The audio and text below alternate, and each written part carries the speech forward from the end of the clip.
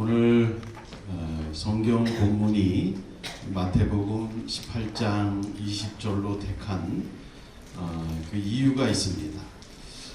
우리가 북한교회 개척 포럼인데 이 교회에 대해서 정립하는 것이 우리의 눈을 열어줍니다. 여러분, 성도와 교회와 교회당을 우리가 구분할 때 우리의 북한 선교의 사역의 눈이 새롭게 열립니다. 성도는 교회가 아닙니다. 성도는 성도입니다. 우리 한 개인이 예수 그리스도를 영접하고 성령을 모셔드린 그 사람을 우리는 성도라고 얘기합니다. 그래서 고린도전서 3장 16절에 보면 너희가 하나님의 성전인 것과 하나님의 영이 너희 안에 거하시는 것을 알지 못하느냐. 이 고린도전서 3장 16절은 성도를 얘기합니다. 너희가 하나님의 성전인 것과 하나님의 영이 너희 안에 거하시는 것을 알지 못하느냐. 이 성전은 성령이 예수 그리스도를 영접할 때 우리의 자아, 우리의 마음, 우리의 영혼 안에 들어오시는 것을, 하나님의 영이 들어오시는 것을 말합니다.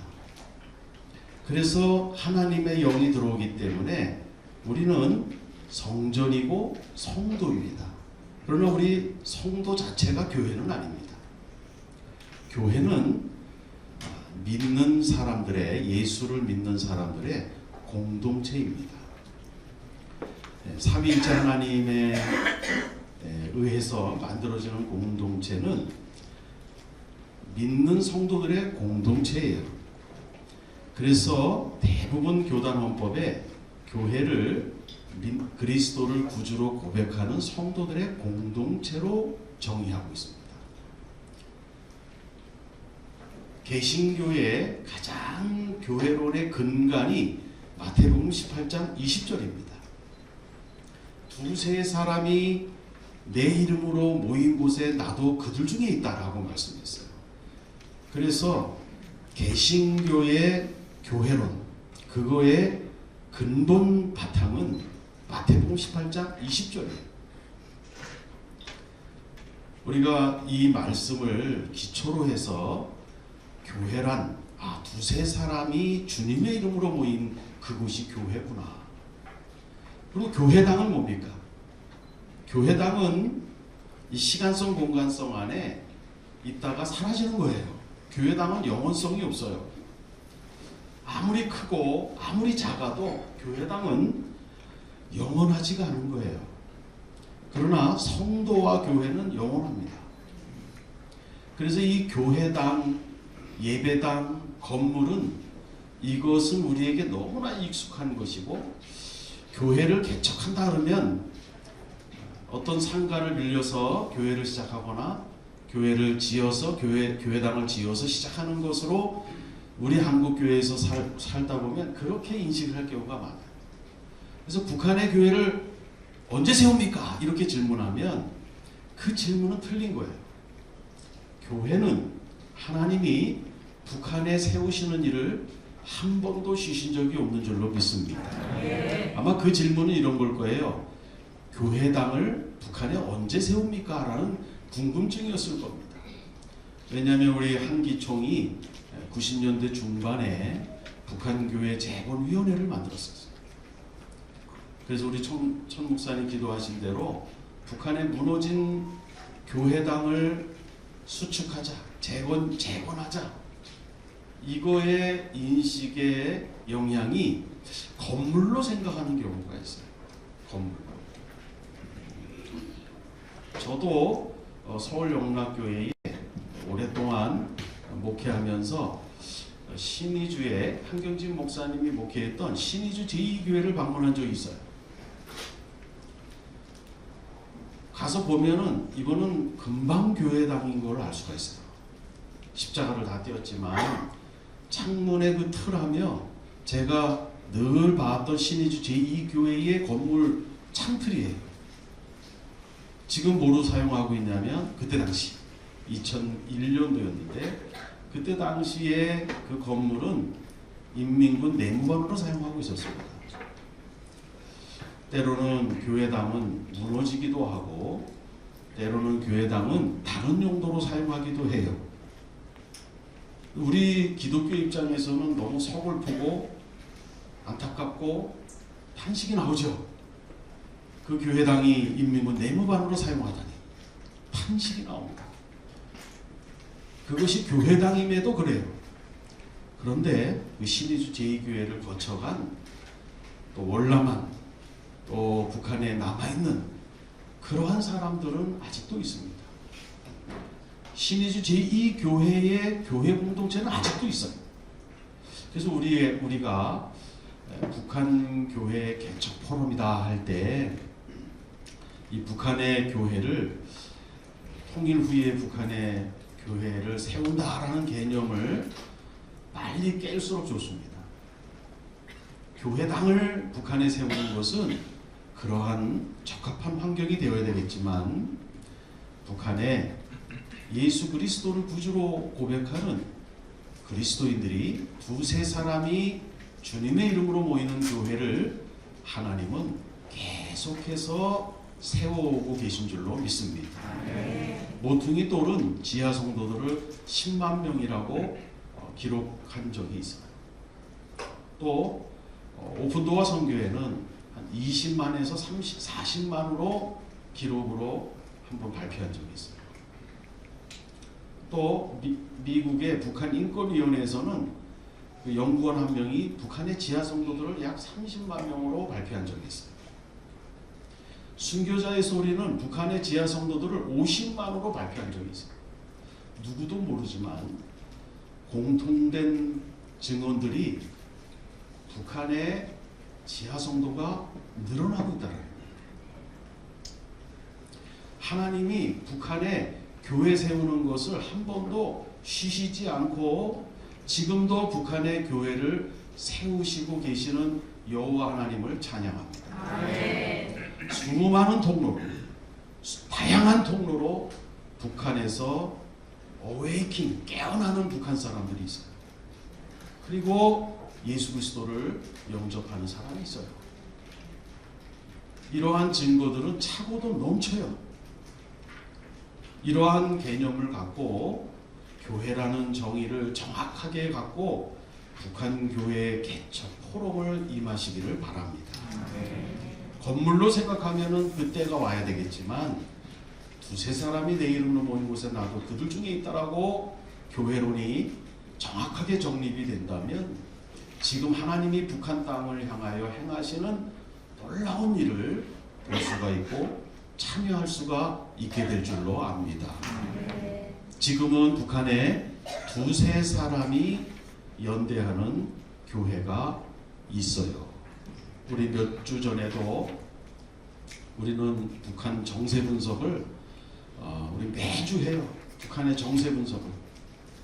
그리고 우리 사역자 12명이 모여서 매주 하고 또 기도 제목을 만들어요.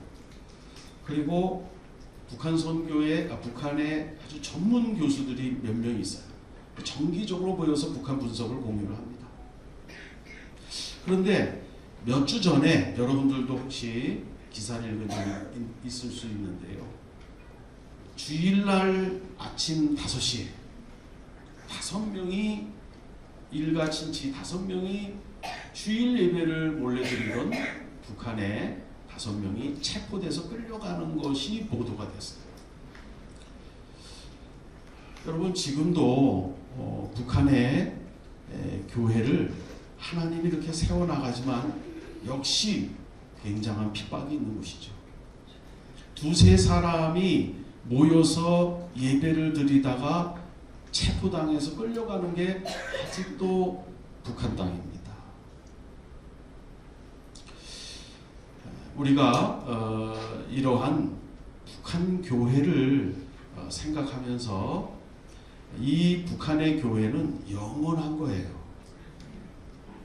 이 교회는 세워지도록 하나님이 행하시는 일에 참여하는 사람들의 그 선교 사역은 영원한 것입니다. 이 세상에 있다가 없어지는 게 아니에요. 그런 영원성에 기록되어지는 하나님의 성사역입니다. 그래서 우리가 좀 이렇게 교회 사역에 대해서 눈을 여시고 북한을 들여다보면은 북한 땅에 하나님이 많은 교회를 두세 사람이 이렇게 연합되고 빛의 연대가 두세 사람이 연합되지만 하나님이 이제 북한 땅에 어떠한 하나님의 때에 하나님의 방법으로 하나님께서 행하시는 어떠한 일이 북한에서 벌어질 때 그 수많은 빛들이 지금은 두세 사람만이 연대가 되어 있지만 그 수많은 별빛이 북한 땅에서 그때에 다 연대되어질 줄로 믿습니다. 그때가 복음 통일이 되는 것이죠.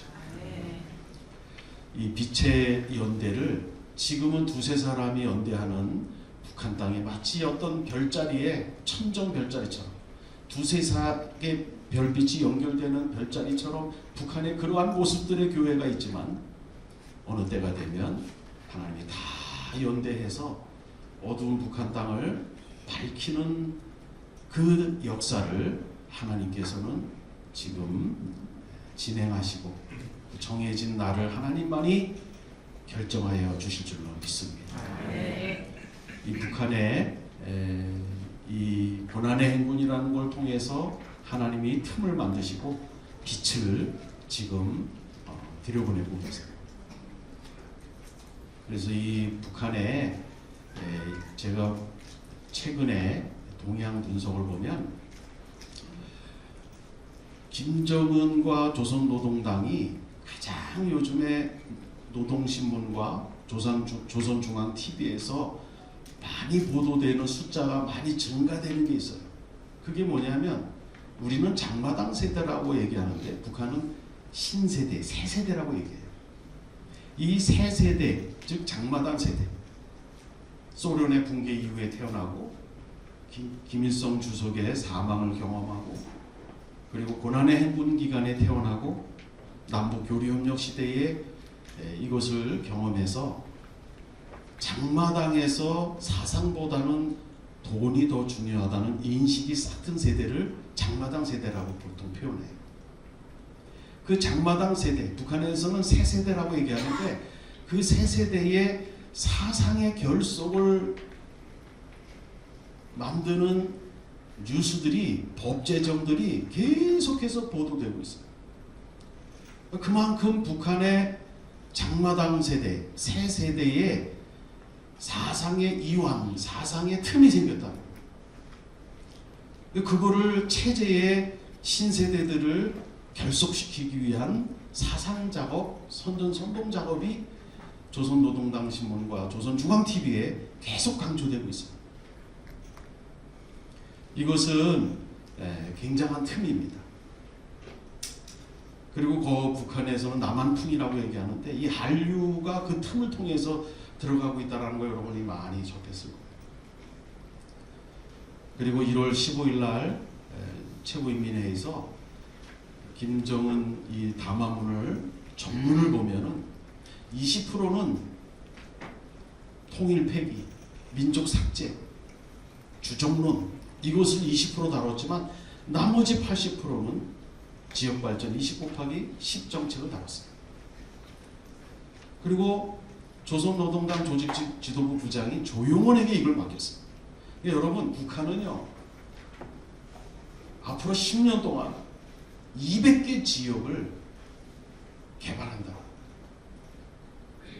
그래서 우리 학과에 지금 한 211명의 재적 학생이 MA, PhD를 공부하고 있는데 그 중에 15개 나라에서 온 25명의 외국인이 있어요.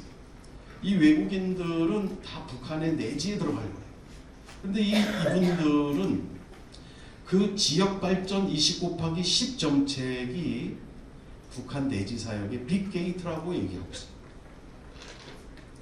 그리고 통일 폐기, 민족 삭제, 주정론을 이분들은 민감해요.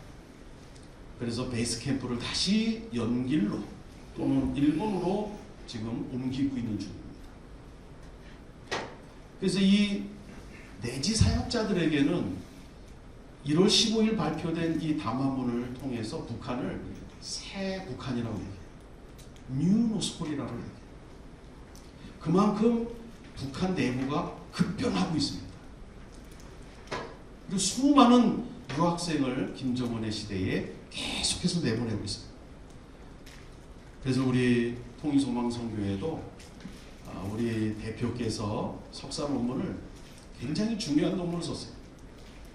서상윤 사역의 핵심 코드지만 논문 지도 교수 3명이 다 극찬을 한 논문이에요. 신냉전 시대에 북한 유학생들을 하나님께서 그리스도인을 만나게 해서 북한 내부로, 외화벌이가 끝나면 유학생들은 외화벌이거든요. 북한으로 들어가서 사역자의 어떤 빛을 발하고 하는 이러한 내용을 다뤘습니다. 여러분, 지금 북한의 급변하는 정세와 신냉전 시대라는 이 세계의 새로운 질서 속에서 북한 선교의 현장성이 급변하고 있습니다. 근데 하나님의 구속사적 관점에서 보면 그 모든 것이 북한의 교회 세우는 일을 하나님께서 더 많은 빛의 연대들을 만들어가고 있다는 놀라운 사실을 보게 됩니다. 이러한 상황 속에서 우리 북한 교회 개척 포럼이 갖는 의미는 우리들에게 아주 중요한 의미를 주고 있다고 생각합니다. 이제 오늘 여기에 참여하신 우리 모든 분들이 북한에 교회를 세우시는 하나님의 섭리에 함께 참여하셔서 우리의 사역과 삶에 또 시간이 또 에너지가 쏟아지는 그 모든 것들이 우리 시간과 공간에서 없어지는 게 아니라 영원한 하나님의 나라에 기록되어지는 그러한 사역자가 되시기를 주의 이름으로 축원합니다. 기도하겠습니다.